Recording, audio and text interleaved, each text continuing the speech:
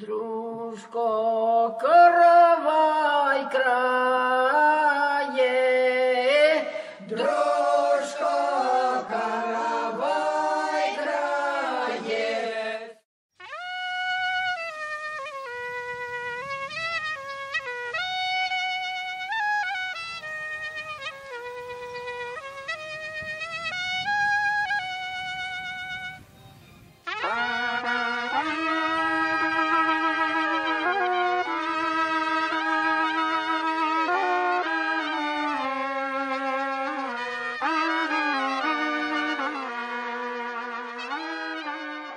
Здравствуйте! Сегодня программа «Каравай, ну крутушки». Это мероприятие вы пропустить просто не могли, потому что здесь царит атмосфера музыки, этнической музыки. Сейчас мы на мастер-классе по... Техника граттаж. Слово это французское. Гратте – это скоблить. То есть это умение владеть линией. Вот, к примеру, девочка 10 лет только что сделала такую необычную волшебную картинку. В чем ее загадочность и волшебство? Что берется черное поле, уже готовая заготовка, на самом деле там много-много слоев. Это воскография называется. Там цветная светящаяся разноцветная поверхность покрыта воском. Потом, в общем, несколько слоев, 4-5 слоя. Значит, художнику, юному или взрослому, предлагается разные виды инструментов. В зависимости от толщины вот этого, значит, оттиска, линия может быть либо широкой, либо узкой и так далее. Ребенок учится владеть инструментом. Точная линия дает красивые, яркие картинки. Можно взять, например, какую-то готовую картинку, например, жук, да, вот он яркий, и он выскабливается, из темноты вытаскивается эта яркая картинка. Ребенок получает большое удовольствие эстетическое, чувствует себя творцом, потому что цветная линия, она дает удивительный эффект такой, что ребенок еще не знает, какой цвет дальше будет. Вот. Откуда эта техника пришла? Это французское слово «гратте». Ее, значит, знаменитый художник французский придумал. В общем, это разновидность гравюры. Гравюра имеет много разновидностей. Это владение линией. Цвет уже заложен. Вот, владеть линией, конечно, любой художник должен в полном объеме. Это вот один из видов творчества. Когда примерно появилась гравюра вообще? В каком веке? Ну, я думаю, наверное, где-то 18 век. Насколько это популярно сейчас у нас здесь, в Татарстане? Или вы приехали не из Татарстана? Нет, я живу в Казани. Мне эта техника близка, мне нравится. Я знаю, что ее очень любят дети. И вообще это, ну, как бы не очень распространенная разновидность владения рисунком, ну, линией. Обычно как бы все по стандарту. В художественных школах, во всех кружках. Я тоже работаю с детьми. И это очень любят дети, поскольку я близка к детям. В этом есть какая-то сказка, понимаете, загадка. В общем, большей частью я на детей ориентируюсь. Для взрослых у меня есть заготовки, можно сделать картину Ван Гога «Звездная ночь». Она уже написана, эта картина, покрыта черной краской, и можно ее вытащить оттуда. Ну, то есть берется сюжет, их много, они выбираются. Этнос, везде, конечно, присутствует этнос, потому что это фестиваль этнической культуры здесь.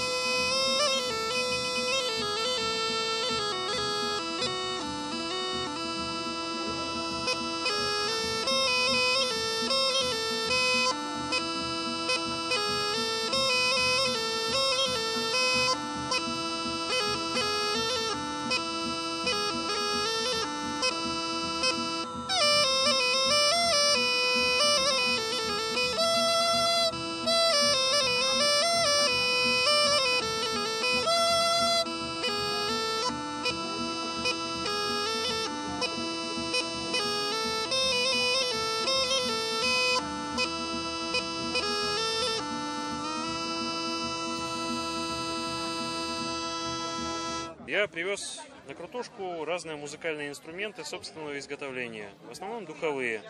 Это флейты, это жалейки, это волынки. Вот. Ну и кроме духовых еще вот варганы. Вот. Традиционно как бы варганов привожу много. Вот. Флейты тоже спросом пользуются. На крутушке я уже буквально 10-й раз. Да, я все это сам делаю. Вот. Впервые привез в этом году вот такие вот деревянные окарины. У них очень глубокий басовый звук такой, очень интересный. Хотите, вот могу продемонстрировать немножко. Но они тихие, вот поэтому за сценой, может быть, немножко не слышно, за звуком сцены.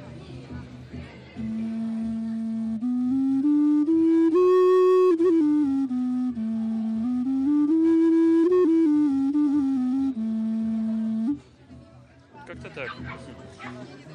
Это что за инструмент, какой национальности? Это инструмент, который очень во многих культурах присутствует, во многих культурах мира, и более того, он, ну, как бы везде примерно одну и ту же конструкцию имеет, но изготавливается из разных материалов часто. То есть вот кто-то изготавливает из глины, там, кто-то изготавливает из каких-нибудь скорлупы орехов, к примеру. Вот у меня тоже есть из скорлупы грецких орехов вот такие вот окарины маленькие. Они вот так звучат.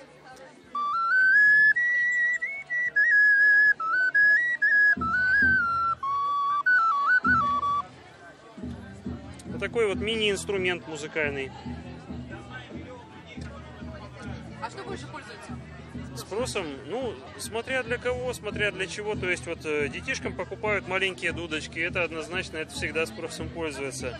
Народные коллективы берут вот подобные инструменты, это называется жалейка, русский народный инструмент.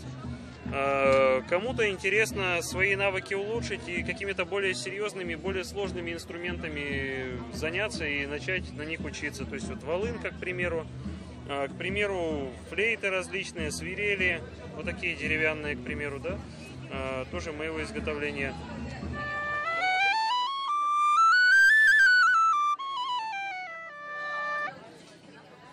Как вы пришли к тому, чтобы делать инструменты? Вы сами учились? Я по образованию вообще-то социолог, вот, а работа у меня основная раньше была, это звукооператор, звукорежиссер, вот, на радио работал одно время, но что-то потом на работе надоело работать, захотелось что-то делать самому, прям вот совсем самому. И вот началось когда-то с варганов, 10 лет назад примерно, началось все с варганов, начал делать их. И после уже пошло-поехало, там флейты, потом еще какие-то вещи. Кстати, что касается варгана, это же Да. татарский инструмент. В том числе, да. Но я могу сказать, что приедете на Сицилию, уедете оттуда обязательно с варганом. Приедете в Норвегию, уедете оттуда тоже с варганом. И точно так же с Индией, Африкой, Испанией, Францией, Германией, Австрией. Ну, Алтаем, Якутией, естественно, Тувой, ну и так далее. То есть он много где распространен. Это инструмент, который больше всего их найдено, ну вот среди вообще всех музыкальных инструментов, варганов очень большая доля в раскопках в Великом Новгороде, к примеру. То есть там век 11-12, если я не ошибаюсь, это был самый распространенный музыкальный инструмент в тех краях. Представьте себе, да? То есть это инструмент, который объединяет все народы. Он тоже звучит. Покажем. Конечно, пожалуйста. Вот, при этом этот же инструмент, как, ну, вот, он объединяет все народы вместе, да, воедино. И он же изображен на логотипе фестиваля «Крутушка».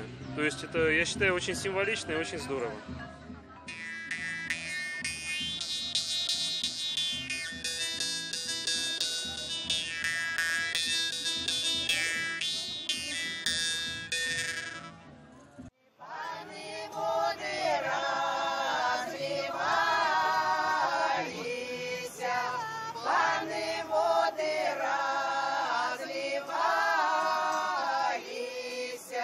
Лес трава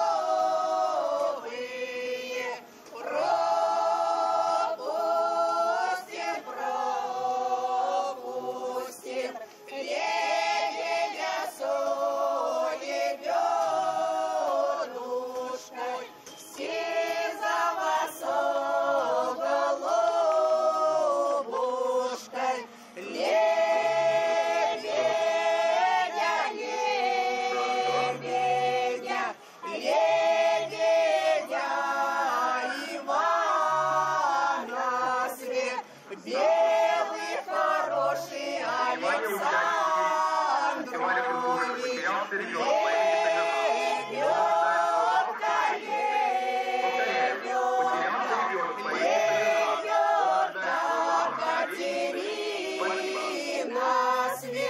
белая хорошая Ивановна,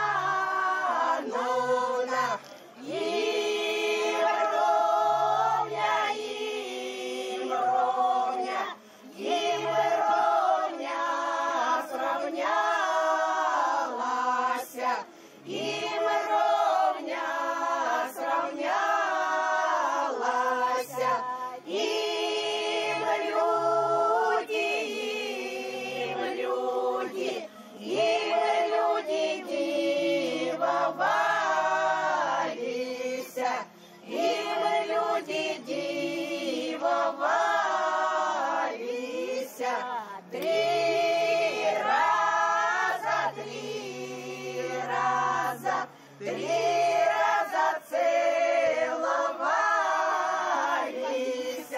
три раза целовались. География очень разная, то есть в основном это, конечно, Татарстан, Чувашия, Башкирия, Удмуртия, ну и, конечно, иностранцы. В этом году приехали из Франции, из Венгрии и даже из Австралии. Что это за музыканты? Ну, это музыканты, этнографы, антропологи, которые, соответственно, представляют свое творчество своего народа, ну и наигрыши. Это особая атмосфера, очень дружелюбная, где ты можешь быть самим собой, танцевать до ночи, и никто не посмотрит на тебя, так сказать, с укоризной. Конечно, ярмарка очень разнообразная, какие-то сладости, которые больше нигде не найдешь, кроме как здесь. Допустим, в этом году впервые приехал мастер, который делает кофе из желудей. Вот я лично не первый год на крутушке, я такого никогда не видела. Каждый год что-то новое.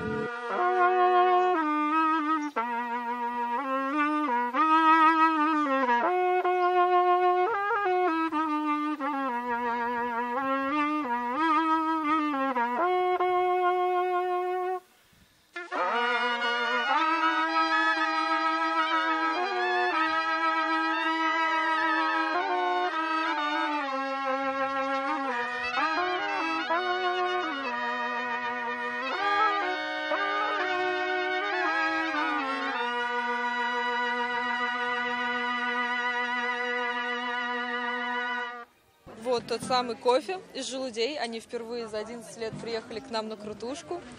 Всем советую попробовать. Ну, наверное, сейчас они подробнее расскажут об этом волшебном напитке. Какой он по вкусу? Вкус, наверное, похож на кенийские сорта, но немножко травяные нотки присутствуют. Такие вот желуди, из них мы делаем. Вот он выглядит вот так вот, аромат тоже у него вот шикарный. Посмотрите, какой аромат. Это же не ваше изобретение. Изобретение не наше. Это такой напиток готовили еще вообще в Древней Руси еще. И наши бабушки вот в войну тоже делали. То есть он очень полезный. Он содержит кверцетин, желудь содержит кверцетин, который от астмы вот помогает при постоянном употреблении. Сахарный диабет в норму, не сахарный диабет, сахар в норму приводит. От гипертонии помогает. Такой напиток можно и детям, и беременным, и кормящим. Там нет кофеина, поэтому никаких противопоказаний нет. Его можно пить не как обычный кофе, там 1-2 раза в день, хоть 5 чашек в день его можно. То есть он очень сытный, потом он как антиоксидант действует, потому что содержит кверцетин. Кверцетин, вот он обычно вообще в косметические средства добавляется как омолаживающий компонент. Вот именно поэтому. А мы его, получается, пьем, и изнутри омолаживающие свойства проявляются.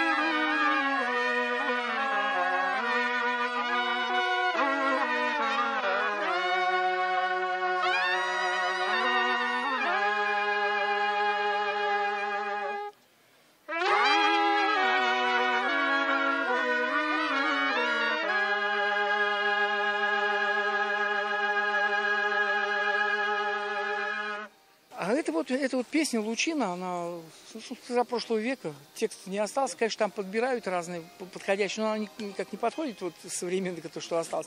Но музыкальная часть осталась, мы вот. Ну, что еще вот хотел отметить? У нас, мы же не по нотам играем это все. То есть мы как знаем ее песню, мы так и исполняем. То есть она вот сегодня звучит так, через какое-то время мы будем играть, там, может, кого-то не будет, может, кто-то другой подойдет играть, и она уже будет совсем по-другому звучать. То есть некая импровизация? Это и есть импровизация, да, у нас все песни, они, собственно, ну, и они более-менее все-таки похожи, потому что за многие годы мы все равно уже нашли свою какую-то форму, каждый раз изобретать что-то не стоит, но это все, это чистой воды вот импровизация такая. В составе коллектива сколько человек? Ну, 6, у нас одного нет с собой, а так 6 человек у нас. Представляем, мы пастушескую артельную трублю. То есть вот с этими инструментами раньше пасли пастухи стада, а в свободное время они собирались в хоры импровизированные. И так родилась, в общем-то, вот хоровая рожечная музыка. В общем-то. И мы ее возродили в 80-х годах, и сейчас вот она продолжает жить и набирает обороты. Так вот.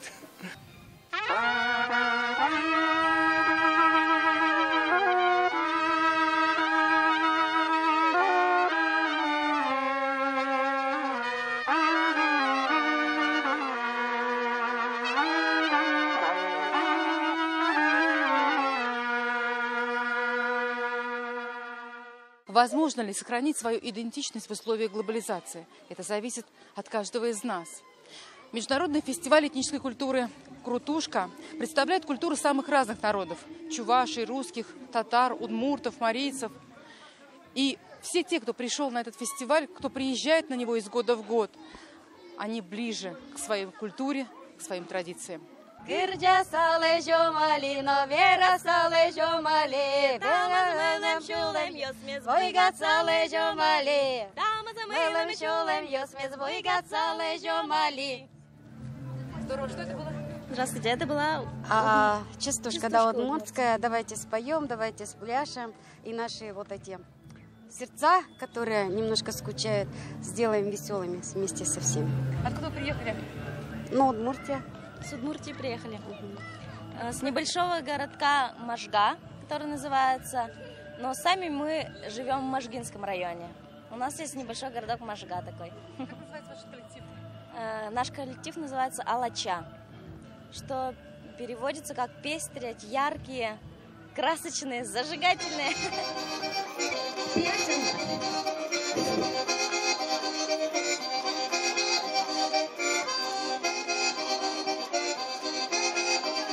Идем.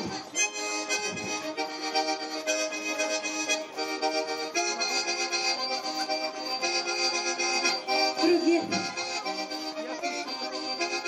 Дозаду. Круги.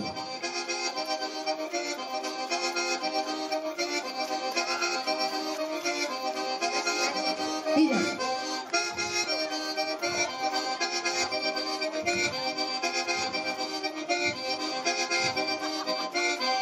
Здорово. И что есть такие фестивали, где можно встретить, где можно посмотреть, вот именно Много посмотреть. знакомых встретили, своих же знакомых встретили. Ну вот, интересно очень. Узнаем другие народы, национальности, Это другие очень, танцы, обычаи, традиции, костюмы. Все мы разные. Да. Мы уже сегодня занимались с нами с Москвы девочки молодые, да, называется Да, мы проводили мастер-класс тоже вот на площадке. Крапива у них, Крапива, по-моему, да, называется. Потом Да. другие коллективы тоже и познакомились, и сами проводили. То есть это очень много дает для работы каждого коллектива.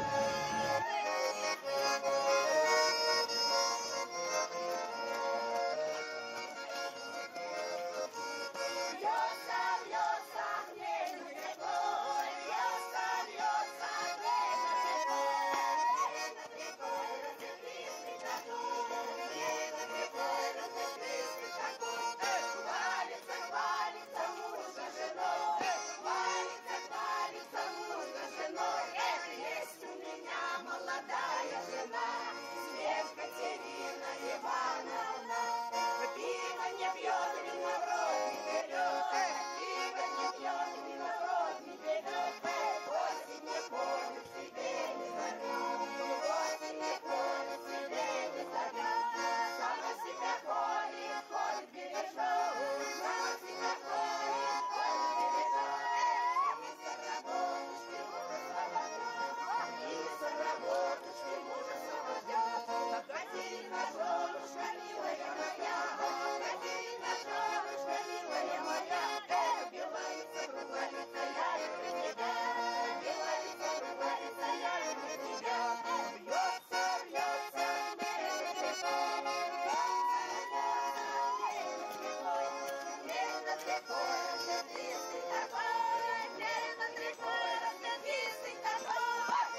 Я занимаюсь резьбой по дереву.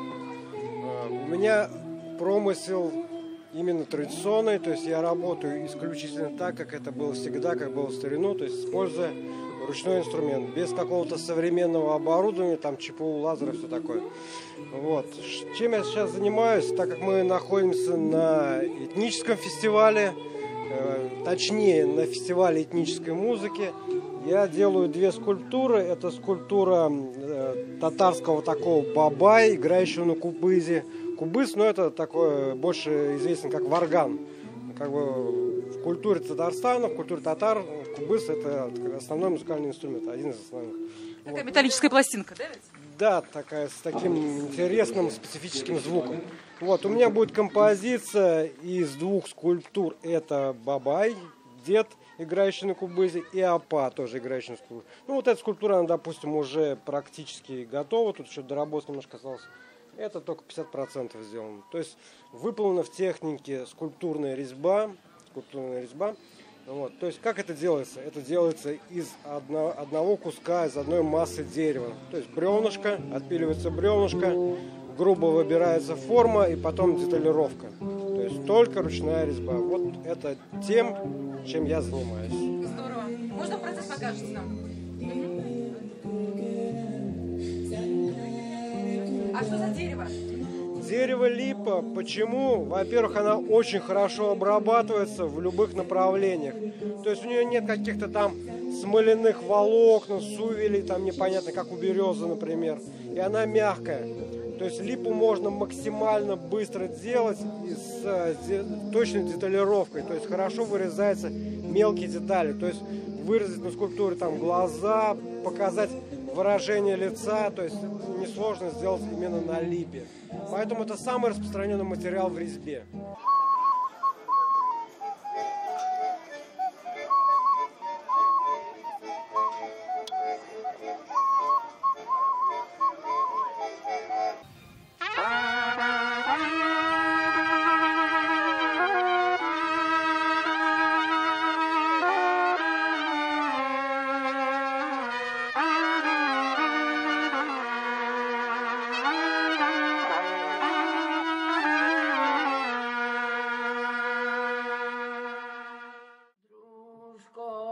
Каравай крае,